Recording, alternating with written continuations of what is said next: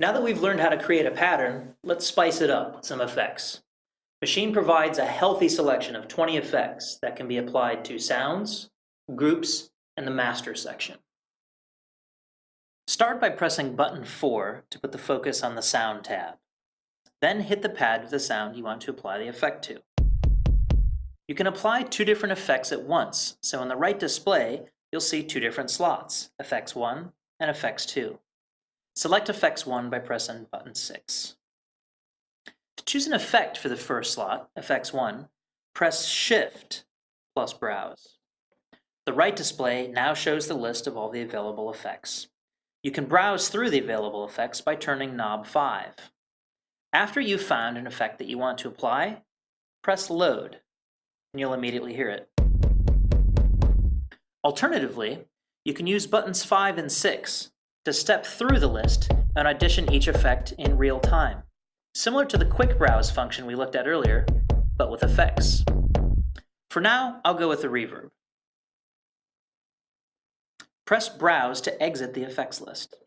The parameters for the chosen effect are now available via the knobs, and you can adjust the effect to your taste. I can adjust the room size of this reverb, for example.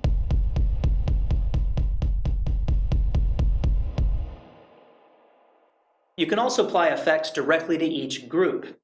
The effects will then be applied to all the sounds in that group.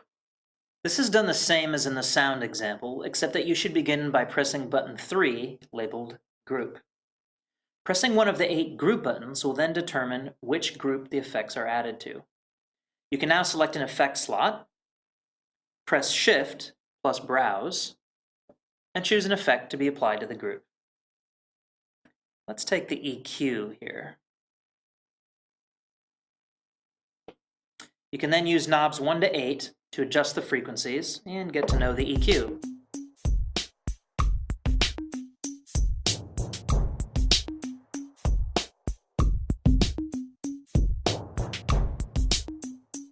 As you might imagine, you can also apply effects to the master bus, and this will directly affect all of the sounds in all of the groups in Maschine.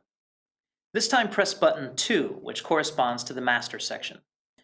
Choose an effect slot, then press Shift plus Browse. The master bus is a good place for a limiter, so I'll add one here by selecting it from the list, pressing Load, and then Browse to exit the effects list. Now I can turn the first knob to adjust the limiter's threshold.